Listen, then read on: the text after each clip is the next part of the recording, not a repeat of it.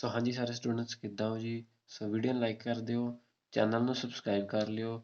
ਸੋ ਘੰਟੀ ਨੂੰ ਤੁਸੀਂ ਆਲ 'ਤੇ ਜ਼ਰੂਰ ਸੈੱਟ ਕਰ ਦਿਓ। ਸੋ ਹੁਣ ਜਿਹੜਾ ਫਾਈਨਲ ਐਗਜ਼ਾਮ ਆਉਣਾ ਕਲਾਸ +2 ਦਾ, ਸੋ ਉਹਦੇ 'ਚ ਜੋ ਆਪਾਂ ਨਾ ਮੇਨ ਹੈ ਸਵੈ ਜੀਵਨੀ, ਜੀਵਨੀ, ਨਿਬੰਧ ਅਤੇ ਸਫ਼ਰਨਾਮਾ। ਉਹਨਾਂ ਵਿੱਚੋਂ 3 ਆਉਣਗੇ, ਤਿੰਨਾਂ ਵਿੱਚੋਂ ਕੋਈ ਇੱਕ ਕਰਨਾ ਹੋਵੇਗਾ। ਤਿੰਨਾਂ ਵਿੱਚੋਂ ਕੋਈ 2 ਆਪਾਂ ਵਧੀਆ ਤਰੀਕੇ ਨਾਲ ਤਿਆਰ ਕਰ ਲਈਏ, ਸੋ ਆਪਣੇ ਜਿਹੜੇ 6 ਮਾਰਕਸ ਦਾ ਆਊਗਾ ਸ਼ਾਇਦ, ਸੋ 6 ਮਾਰਕਸ ਇਹ ਪੱਕੇ ਹੋ ਜਾਣਗੇ। ਸੋ ਆਪਾਂ ਇਹਨਾਂ ਨੂੰ ਪਹਿਲਾਂ ਪੜ੍ਹ ਲੈਂਦੇ ਹਾਂ। ਸੋ ਇਹ ਤੁਸੀਂ ਜ਼ਰੂਰ ਯਾਦ ਰੱਖਿਓ ਜੋ ਵੀ ਇਹ ਆਪਾਂ ਡਿਸਕਸ ਕਰ ਰਹੇ ਹਾਂ। ਸਵੈ ਜੀਵਨੀ ਕੀ ਹੈ, ਇਸ ਦੇ ਤੱਤ ਦਾ ਉਲੇਖ ਕਰੋ। ਸੋ ਇਹ ਕੁਐਸਚਨ ਤੁਸੀਂ ਦੇਖ ਸਕਦੇ ਹੋ, ਕਈ ਵਾਰ ਫਾਈਨਲ ਪੇਪਰ 'ਚ ਆ ਚੁੱਕਿਆ ਹੈ। ਸੋ ਉੱਤਰ ਇਹਦਾ ਹੈਗਾ ਜੀ, ਸਵੈ ਜੀਵਨੀ ਵਾਰਤਕ ਦਾ ਇੱਕ ਰੂਪ ਹੈ ਜੋ ਵਿਅਕਤੀ ਦੇ ਆਪਣੇ ਨਿੱਜੀ ਅਨੁਭਵਾਂ ਨੂੰ ਸਿੱਧੇ ਤੌਰ 'ਤੇ ਬਿਆਨ ਕਰਨ ਦੀ ਇੱਛਾ ਵਿੱਚੋਂ ਪੈਦਾ ਹੋਇਆ ਹੈ। ਸਵੈ ਜੀਵਨੀ ਸੰਬੰਧੀ ਕਿਹਾ ਜਾਂਦਾ ਹੈ, ਸਵੈ ਜੀਵਨੀ ਇੱਕ ਹੰਢਾਏ ਅਤੇ ਭੋਗੇ ਪਲਾਂ ਦੀ ਪੂਰਨ ਉਸਾਰੀ ਕੀਤੀ ਜਾਂਦੀ ਹੈ। ਸੋ ਇਹਦੇ 'ਚ ਜਿਹੜੇ ਮੇਨ ਗੱਲਾਂ ਹੁੰਦੀਆਂ, ਹੰਢਾਏ ਜਿਹੜੇ ਭੋਗੇ ਪਲ ਹੁੰਦੇ ਆ, ਉਹੀ ਇਹਦੇ 'ਚ ਜਿਹੜਾ ਸਵੈ ਜੀਵਨੀ ਆਪਦੇ ਖੁਦ ਬਾਰੇ ਲੇਖਕ ਲਿਖਦਾ ਹੈ। ਸੋ ਆਪਦੇ ਪਲ ਜਿਹੜੇ ਆ ਉਹੀ ਲਿਖਦਾ ਜੋ ਉਹਨੇ ਮਤਲਬ ਕਿ ਵਧੀਆ ਤਰੀਕੇ ਨਾਲ ਹੰਢਾਏ ਹੋਏ ਨੇ। ਸੋ ਇਹਦੀ ਪਰਿਭਾਸ਼ਾ ਹੈ, ਸਵੈ ਜੀਵਨੀ ਨੂੰ ਇੱਕ ਨਿੱਜੀ ਜੀਵਨ ਦਾ ਬਿਊਰਾ ਵੀ ਕਿਹਾ ਜਾ ਸਕਦਾ ਹੈ। ਬਿਊਰਾ ਇੱਥੇ ਖਿੜਕੀ, ਜਿਸ ਤਰ੍ਹਾਂ ਆਪਾਂ ਕਹਿ ਸਕਦੇ ਹਾਂ ਵੀ ਖਿੜਕੀ ਰਾਹੀਂ ਕਿਸੇ ਨੂੰ ਝਾਕਣਾ, ਕਿਸੇ ਦੀ ਮਤਲਬ ਕਿ ਲਾਈਫ ਬਾਰੇ ਉਹਦਾ ਪਤਾ ਲੱਗ ਜਾਂਦਾ ਵੀ ਉਹ ਕਿਸ ਤਰ੍ਹਾਂ ਦੀ ਉਸਨੇ ਬਤੀਤ ਕੀਤੀ ਹੈ। ਜੋ ਲੇਖਕ ਆਪ ਹੀ ਲਿਖਦਾ ਹੈ। ਸੋ ਸਾਨੂੰ ਦੱਸ ਚੁੱਕੇ ਹਾਂ, ਸਵੈ ਜੀਵਨੀ ਲੇਖਕ ਆਪਣੇ ਆਪ ਦੀ ਆਪ ਹੀ ਲਿਖਦਾ ਹੈ। ਇਹ ਵੀ ਕਿਹਾ ਜਾ ਸਕਦਾ ਹੈ ਕਿ ਸਵੈ ਜੀਵਨੀ ਅੰਦਰ ਝਾਤ ਪਾਉਣ ਦਾ ਬਿਰਤਾਂਤ ਹੈ, ਜਿਸ ਵਿੱਚ ਲੇਖਕ ਸਵੈ ਪੜਚੋਲ ਦੀ ਲੋਚਾ ਰੱਖਦਾ ਹੈ। ਸੋ ਇਹਦੇ 'ਚ ਤੁਸੀਂ ਦੇਖ ਸਕਦੇ ਹੋ, ਲੇਖਕ ਪੜਚੋਲ ਲੋਚਾ ਰੱਖਦਾ ਹੈ। ਇੱਕ ਵਿਦਵਾਨ ਨੇ ਇਹ ਵੀ ਆਖਿਆ ਹੈ ਕਿ ਸਵੈ ਜੀਵਨੀ ਮਨੁੱਖ ਦੀ ਆਪਣੀ ਛਾਇਆ ਹੈ, ਜਿਹੜੀ ਯਾਦਾਂ ਦੀ ਰੰਗੀਨ ਧੁੰਦ ਉੱਤੇ ਪੈਂਦੀ ਰਹਿੰਦੀ ਹੈ। ਸੋ ਮਤਲਬ ਕਿ ਉਸ ਦੇ ਜਿਹੜੀ ਯਾਦਾਂ ਨੂੰ ਉਹ ਤਾਜ਼ਾ ਕਰਦਾ ਹੈ। ਥੋੜ੍ਹੇ ਸ਼ਬਦਾਂ ਵਿੱਚ ਇਹ ਕਿਹਾ ਜਾ ਸਕਦਾ ਹੈ ਕਿ ਸਵੈ ਜੀਵਨੀ ਸਵੈ ਪ੍ਰਕਾਸ਼ ਦਾ ਸਾਹਿਤ ਹੈ, ਮਤਲਬ ਕਿ ਉਹ ਆਪਣੇ ਆਪ 'ਤੇ ਚਾਨਣਾ ਪਾਉਂਦਾ ਹੈ। ਸੋ ਇਸ ਬਾਰੇ ਇਹ ਆਖ ਸਕਦੇ ਹਾਂ ਕਿ ਸਵੈ ਜੀਵਨੀ ਇੱਕ ਖਾਸ ਸਮੇਂ 'ਤੇ ਕੀਤੇ ਗਏ ਸਵੈ ਪੜਚੋਲ ਹੈ, ਜਿਹੜੀ ਬੀਤੇ ਤੇ ਵਰਤਮਾਨ ਵਿਚਕਾਰ ਸੰਬੰਧ ਸਥਾਪਿਤ ਕਰਦੀ ਹੈ। ਸੋ ਸਟੂਡੈਂਟਸ ਇਹ ਤੁਸੀਂ ਦੇਖ ਸਕਦੇ ਹੋ ਵੀ ਜਿਹੜਾ ਸਵੈ ਜੀਵਨੀ ਹੈ, ਉਹ ਜਿਹੜਾ ਮਤਲਬ ਕਿ ਸਮਾਂ ਬੀਤ ਚੁੱਕਿਆ ਉਸ ਨੂੰ ਦੁਬਾਰਾ ਯਾਦ ਕਰਵਾਉਂਦੀ ਹੈ। ਸੋ ਇਹ ਵੀ ਇੱਕ ਬਹੁਤ ਵੱਡੀ ਗੱਲ ਹੈ।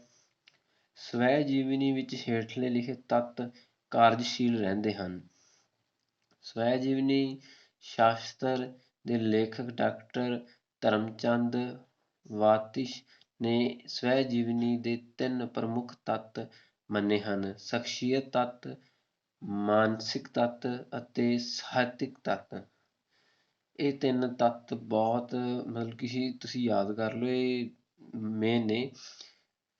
ਕੁਝ ਵਿਦਵਾਨ ਸਵੈ ਜੀਵਨੀ ਵਿੱਚ ਘਟਨਾਵਾਂ ਦੀ ਚੋਣ ਨੰਗਾ ਸੱਚ, ਲੇਖਕ ਦਾ ਆਪਾ, ਤਜਰਬੇ ਅਤੇ ਕਲਾ ਸ਼ੈਲੀਆਂ ਆਦਿ ਨੂੰ ਵੱਖ-ਵੱਖ ਤੱਤਾਂ ਵਜੋਂ ਸਵੀਕਾਰਦੇ ਹਨ। ਇਹਨਾਂ ਸਾਰੇ ਵਿਚਾਰਾਂ ਦੇ ਆਧਾਰ 'ਤੇ ਹੇਠਾਂ ਸਵੈ ਜੀਵਨੀ ਦੇ ਤੱਤ ਬਾਰੇ ਚਰਚਾ ਕੀਤੀ ਜਾਂਦੀ ਹੈ। ਮਤਲਬ ਕਿ ਇੱਕ ਨੰਗਾ ਸੱਚ ਬਹੁਤ ਵੱਡੀ ਗੱਲ ਹੈ। ਲੇਖਕ ਆਪਾ ਬਹੁਤ, ਇਹਦੇ ਅੱਗੇ ਐਕਸਪਲੇਨੇਸ਼ਨ ਹੈ, ਸੋ ਉਹ ਵੀ ਆਪਾਂ ਪੜ੍ਹਦੇ ਹਾਂ। ਘਟਨਾਵਾਂ ਦੀ ਚੋਣ, ਸਵੈ ਜੀਵਨੀ ਬੇਸ਼ੱਕ ਲੇਖਕ ਦੇ ਨਿੱਜੀ ਜੀਵਨ ਨਾਲ ਸੰਬੰਧਿਤ ਹੁੰਦੀ ਹੈ, ਪਰ ਤਾਂ ਵੀ ਇਸ ਵਿੱਚ ਜੀਵਨ ਦੀ ਅੰਨ੍ਹੇਵਾਹ ਨਕਲ ਨਹੀਂ ਕੀਤੀ ਜਾਂਦੀ। ਉਹ ਜਿਵੇਂ ਕਿ ਤੁਹਾਨੂੰ ਅੱਗੇ ਦੱਸਿਆ ਹੈ ਵੀ ਸਾਰੇ ਜੀਵਨ ਦੀਆਂ ਘਟਨਾਵਾਂ ਨਹੀਂ ਉਹ ਉਹਦੇ ਵਿੱਚ ਲਿਖ ਸਕਦਾ, ਕਿਉਂਕਿ ਉਹ ਤਾਂ ਬਹੁਤ ਵੱਡੀ ਬੁੱਕ ਬਣ ਜਾਏਗੀ।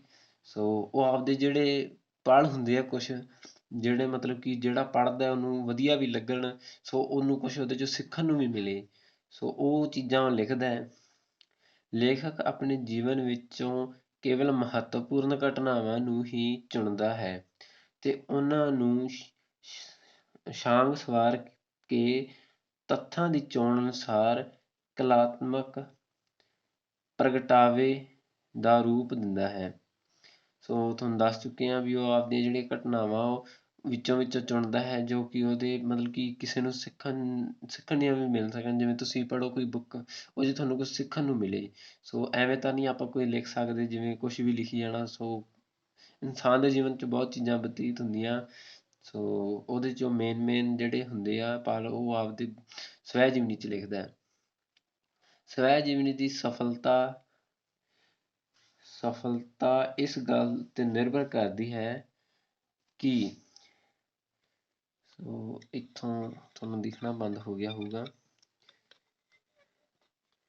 ਹਾਂਜੀ, ਇਸ ਗੱਲ ਤੇ ਨਿਰਭਰ ਕਰਦੀ ਹੈ ਕਿ ਲੇਖਕ ਨੇ ਘਟਨਾਵਾਂ ਦੀਆਂ ਲੜੀਆਂ ਨੂੰ ਕਿਸ ਪ੍ਰਕਾਰ ਕਿਸੇ ਤਰਤੀਬ ਵਿੱਚ ਵਿਉਂਤਬੰਦ ਕੀਤਾ ਹੈ। ਸੋ ਇਹ ਵੀ ਬਹੁਤ ਇੰਪੋਰਟੈਂਟ ਹੈ ਵੀ ਕਿਸੇ ਬੁੱਕ ਨੂੰ ਜਿਵੇਂ ਆਪਾਂ ਲਿਖਣਾ ਹੈ, ਉਹਦੀ ਜਿਹੜੀ ਸ਼ੈਲੀ ਮਤਲਬ ਜਿਹਨੂੰ ਲਿਖਿਆ ਗਿਆ ਕਿਸ ਤਰ੍ਹਾਂ ਦੇ ਉਸਨੇ ਸ਼ਬਦਾਂ ਦੀ ਵਰਤੋਂ ਕੀਤੀ ਹੈ, ਕਿਸ ਤਰ੍ਹਾਂ ਨੂੰ ਵਿਉਂਤਬੰਦ ਕੀਤਾ ਹੈ। ਸੋ ਕਿਉਂਕਿ ਪੜ੍ਹਨ ਵਾਲੇ ਦਾ ਇੰਟਰਸਟ ਬਣਾਉਣ ਲਈ ਸ਼ਬਦ ਬਹੁਤ ਵਧੀਆ ਚੁਣਨੇ ਪੈਂਦੇ ਆ, ਕਿਉਂਕਿ ਅਗਲੇ ਨੂੰ ਪੜ੍ਹਨ 'ਚ ਵੀ ਇੰਟਰਸਟ ਹੋਊਗਾ ਤਾਂ ਹੀ ਉਹ ਕਿਸੇ ਦੀ ਸਵੈ ਜੀਵਨੀ ਪੜ੍ਹੂਗਾ ਅਤੇ ਉਸ ਨੂੰ ਕਿੰਨੀ ਕੁ ਸੁਆਦਲੀ ਤੇ ਗਿਆਨਵਾਧੂਆ ਬਣਾਇਆ ਹੈ। ਇਹ ਔਖਾ ਕੰਮ ਹੈ। ਇਸੇ ਕਰਕੇ ਡਾਕਟਰ ਵਣਜਾਰਾ ਬੇਦੀ ਕਹਿੰਦਾ ਹੈ ਆਤਮ ਕਥਾ ਦੁਨੀਆ ਦੀ ਭੀੜ ਵਿੱਚ ਆਪਣੇ ਆਪ ਨੂੰ ਪਛਾਣਨ ਦਾ ਕਲਾਤਮਕ ਯਤਨ ਹੈ। ਸੋ ਡਾਕਟਰ ਵਣਜਾਰਾ ਬੇਦੀ ਨੇ ਆਹ ਗੱਲ ਆਖੀ ਹੈ ਕਿ ਇਹ ਬਹੁਤ ਔਖੀ ਹੈ ਆਪਣੇ ਆਪ ਨੂੰ ਪਛਾਣਨਾ। ਨੰਗਾ ਸੱਚ ਨੂੰ ਪੇਸ਼ ਕਰਨਾ ਹੀ ਸਵੈ ਜੀਵਨੀ ਦਾ ਮੁੱਖ ਉਦੇਸ਼ ਹੈ। ਲੇਖਕ ਦੀ ਜ਼ਿੰਦਗੀ ਵਿੱਚ ਜੋ ਕੁਝ ਵੀ ਵਾਪਰਿਆ ਹੁੰਦਾ ਹੈ, ਉਸ ਨੂੰ ਸਹੀ ਲਿਖਣ ਦੀ ਲੋਚਾ ਹੀ ਸਵੈ ਜੀਵਨੀ ਨੂੰ ਜਨਮ ਦਿੰਦੀ ਹੈ। ਉਂਝ ਆਪਣੇ ਜੀਵਨ ਦਾ ਨੰਗਾ ਸੱਚ ਬਿਆਨ ਕਰਨ ਦੀ ਹਿੰਮਤ ਸਾਰਿਆਂ ਵਿੱਚ ਨਹੀਂ ਹੁੰਦੀ। ਕਈ ਵਾਰੀ ਅਜਿਹਾ ਸੱਚ ਲੁਕਾਉਣਾ ਵੀ ਪੈਂਦਾ ਹੈ ਜਿਨ੍ਹਾਂ ਨਾਲ ਹੋਰਨਾਂ ਲਈ ਸਮੱਸਿਆ ਖੜੀਆਂ ਹੋ ਸਕਦੀਆਂ ਹਨ। ਸੋ ਇਹ ਵੀ ਬਹੁਤ ਵੱਡੀ ਗੱਲ ਹੈ। ਨੰਗਾ ਸੱਚ ਹੈ ਜਿਹੜਾ ਵੀ ਆਪਦੇ ਜੀਵਨ ਦੀਆਂ ਕੁਛ ਜਿਹੜੀਆਂ ਘਟਨਾਵਾਂ ਆਪਾਂ ਕਿਸੇ ਨੂੰ ਗੱਲ ਕਈ ਵਾਰ ਦੱਸਣੀ ਹੋਵੇ ਕਿ ਮੇਰੇ ਨਾਲ ਇੰਝ ਹੋਇਆ, ਆਪਾਂ ਉਹਦੇ 'ਚ ਵੀ ਕਈ ਵਾਰ ਝੂਠ ਮਾਰ ਦਿੰਦੇ ਹਾਂ, ਸਹੀ ਤਰ੍ਹਾਂ ਨਹੀਂ ਦੱਸਦੇ।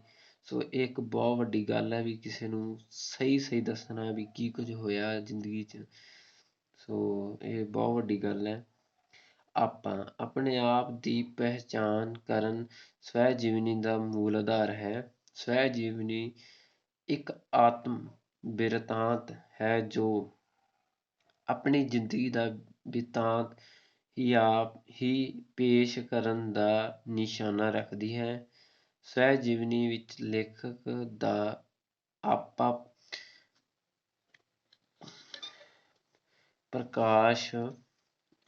ਪ੍ਰਕਾਸ਼ਮਾਨ ਹੁੰਦਾ ਹੈ। ਇਸ ਕਰਕੇ ਆਪਾ ਜਾਂ ਸ਼ਖਸੀਅਤ ਸਵੈ ਜੀਵਨੀ ਦਾ ਮੂਲ ਤੱਤ ਹੈ। ਇਸ ਵਿੱਚ ਲੇਖਕ ਆਪ ਹੀ ਮੁੱਖ ਪਾਤਰ ਹੁੰਦਾ ਹੈ। ਮਤਲਬ ਕਿ ਸਵੈ ਜੀਵਨੀ ਆਪਦੇ ਆਪ ਬਾਰੇ ਲਿਖਦਾ ਹੈ ਤੇ ਉਹਦੇ 'ਚ ਆਪਣਾ ਹੀ ਉਹਦਾ ਰੋਲ ਹੁੰਦਾ ਹੈ। ਸੋ ਇਸ ਕਰਕੇ ਉਹ ਹੀ ਮੁੱਖ ਪਾਤਰ ਹੁੰਦਾ ਉਹਦੇ 'ਚ।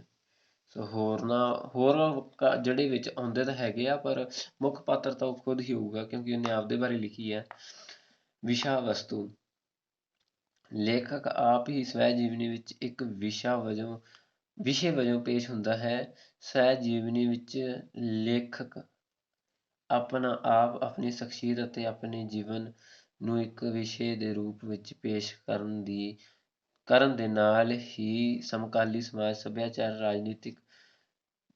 ਰਾਜਨੀਤੀ ਤੇ ਸਾਹਿਤ ਰੀਤੀ ਦਾ ਚਿਤਰਨ ਵੀ ਕਰਦਾ ਹੈ ਤੇ ਇਸ ਨਾਲ ਉਸ ਦੀ ਸ਼ਖਸੀਅਤ ਹੋਰ ਵੀ ਨਿਖਰਦੀ ਹੈ।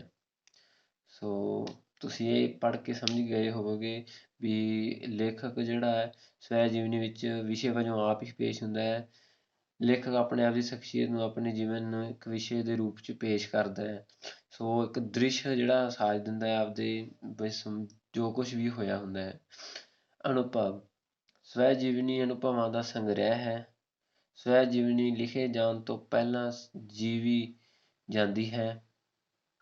ਇਸ ਵਿੱਚ ਵਾਪਰੀਆਂ ਘਟਨਾਵਾਂ ਲੇਖਕ ਦੇ ਅਨੁਭਵ ਬਣ ਜਾਂਦੇ ਹਨ।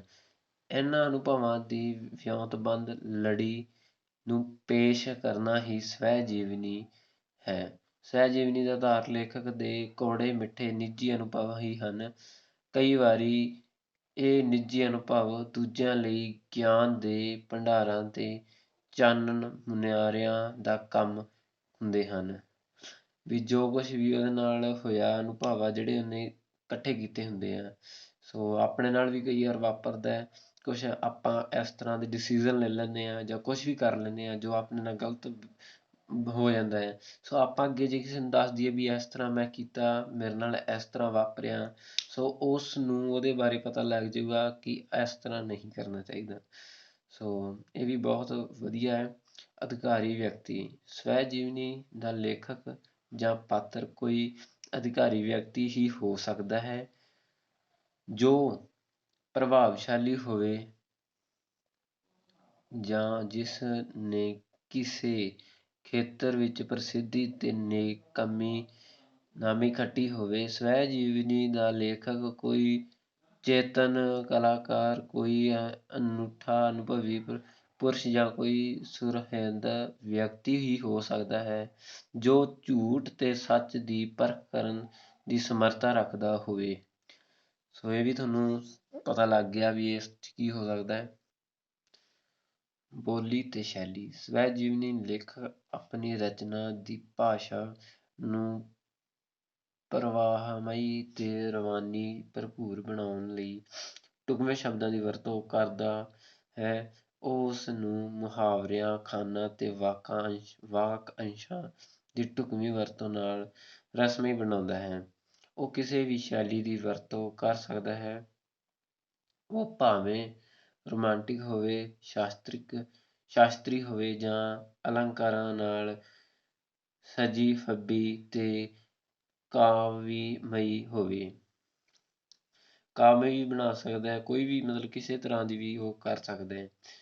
ਬੋਲੀ ਮਤਲਬ ਕਿ ਵਧੀਆ ਸ਼ੈਲੀ ਵੀ ਵਧੀਆ ਹੋਣੀ ਚਾਹੀਦੀ ਦੋਵੇਂ ਚੀਜ਼ਾਂ ਦਾ ਬਹੁਤ ਮਹੱਤਵ ਹੈ।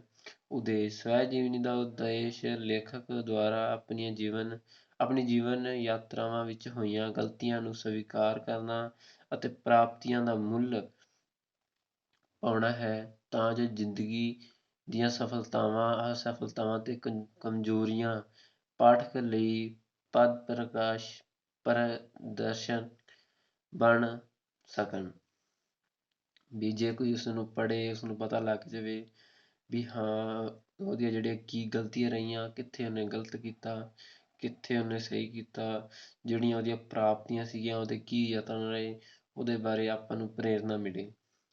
ਸਵੈ ਜੀਵਨੀ ਲੇਖਕ ਦੇ ਮਨ ਦੀਆਂ ਡੂੰਘੀਆਂ ਆਨਾਂ ਨੂੰ ਵੀ ਸਾਕਾਰ ਕਰ ਦਿੰਦੀ ਹੈ ਜੋ ਕਈ ਵਾਰੀ ਮਨੁੱਖੀ ਵਰਤਾਰੇ ਦੀ ਕਹਾਣੀ ਕਹਿ ਦਿੰਦੀਆਂ ਹਨ। ਸਵੈ ਜੀਵਨੀ ਦਾ ਇੱਕ ਹੋਰ ਉਦੇਸ਼ ਗਿਆਨ ਦੇਣਾ ਵੀ ਹੈ। ਮਤਲਬ ਕਿ ਇਹ ਗਿਆਨ ਦੇਣਾ ਤੁਹਾਨੂੰ ਦੱਸ ਚੁੱਕੇ ਹਾਂ ਅੱਗੇ। ਕਮਜ਼ੋਰੀਆਂ ਸਵੈ ਜੀਵਨੀ ਦੀਆਂ ਕੁਝ ਕਮਜ਼ੋਰੀਆਂ ਤੇ ਊਣਤਾਈਆਂ ਵੀ ਦੇਖੀਆਂ ਜਾਂਦੀਆਂ ਹਨ। ਇਸ ਦੀ ਪਹਿਲੀ ਕਮਜ਼ੋਰੀ ਇਹ ਹੈ ਕਿ ਜਿਸ ਤਰ੍ਹਾਂ ਸਵੈ ਜੀਵਨੀ ਲੇਖਕ ਦਾ ਜੀਵਨ ਬਹੁਤਾ ਚਿਰ ਠਹਿਰਦਾ ਨਹੀਂ ਉਸੇ ਤਰ੍ਹਾਂ ਸਵੈ ਜੀਵਨੀ ਅਸਥਿਰ ਤੇ ਚਲੰਤ ਹੋਣ ਕਰਕੇ ਲੋੜੀਂਦੇ ਨਿਯਮਾਂ ਤੇ ਵਿਧਾਨਾਂ ਵਿੱਚ ਬੰਨ੍ਹੀ ਨਹੀਂ ਜਾ ਸਕਦੀ। ਪਰ ਇੱਕ ਪਰੰਪਰਕ ਸਾਹਿਤਕਾਰ ਉੱਤੇ ਇਹ ਗੱਲ ਲਾਗੂ ਨਹੀਂ ਹੁੰਦੀ। ਇਸ ਤੋਂ ਇਲਾਵਾ ਇਸ ਦੀਆਂ ਹੋਰ ਕਮਜ਼ੋਰੀਆਂ ਵੀ ਹਨ। ਪੰਜਾਬ ਵਿੱਚ ਕੁਝ ਉੱਘੀਆਂ ਹਸਤੀਆਂ ਤੇ ਲੇਖਕਾਂ ਨੇ ਸਵੈ ਜੀਵਨੀ ਦੀ ਰਚਨਾ ਕੀਤੀ ਹੈ ਜਿਵੇਂ ਪ੍ਰਿੰਸੀਪਲ ਤੇਜਾ ਸਿੰਘ, ਗੁਰਬਖਸ਼ ਸਿੰਘ ਪ੍ਰੀਤਲੜੀ, ਮਾਸਟਰ ਤਾਰਾ ਸਿੰਘ, ਸੰਤ ਸੰਪੂਰਨ ਸਿੰਘ, ਅਰਜਨ ਸਿੰਘ ਗੜਗੜ, ਬਾਬਾ ਸੋਹਣ ਸਿੰਘ ਭਕਨਾ, ਗੁਰਚਰਨ ਸਿੰਘ ਸਹਿਸਾ, ਬਲਰਾਜ ਸਹਾਨੀ, ਅੰਮ੍ਰਿਤਾ ਪ੍ਰੀਤਮ, ਨਿਰੰਜਨ ਸਿੰਘ, ਬਲਵੰਤ ਗਾਰਗੀ, ਸੋਹਿੰਦਰ ਸਿੰਘ ਬੇਦੀ, ਮਹਿੰਦਰ ਸਿੰਘ ਜੋਸ਼ੀ ਤੇ ਪ੍ਰੋਫੈਸਰ ਦਲੀਪ ਕੌਰ ਟਿਵਾਣਾ। ਸੋ ਇਹ ਸੀਗੇ ਜੀ ਇਹਨਾਂ ਦੇ ਜੋ ਇਹਨਾਂ ਨੇ ਲਿਖੇ ਹੋਏ ਆ ਸਵੈ ਜੀਵਨੀ। ਸੋ ਸੌਰੀ ਇਹ ਥੋੜ੍ਹਾ ਕੈਮਰਾ ਸੈਟਅਪ ਥੱਲੋਂ ਗਲਤ ਹੋ ਗਿਆ, ਤੁਸੀਂ ਦੇਖ ਨਹੀਂ ਪਾਏ। ਸੋ ਦੇਖੋ ਧਿਆਨ ਨਾਲ, ਇੱਥੇ ਸੋ ਸਾਰੇ ਲਿਖੇ ਹੋਏ ਆ। ਸੋ ਇਹਨਾਂ ਦੇ ਅੱਗੇ ਕੁਐਸਚਨ ਵੀ ਦਿੱਤੇ ਹੋਏ ਆ, ਤੁਸੀਂ ਉਹ ਵੀ ਦੇਖ ਸਕਦੇ ਹੋ। ਸੋ ਇਹਨਾਂ ਦੇ ਜੋ ਕੁਐਸਚਨ ਹੈ ਤੁਸੀਂ ਦੇਖੋ, ਸਾਰੇ ਖੁਦ ਰੀਡ ਕਰ ਲਿਓ ਹੁਣ।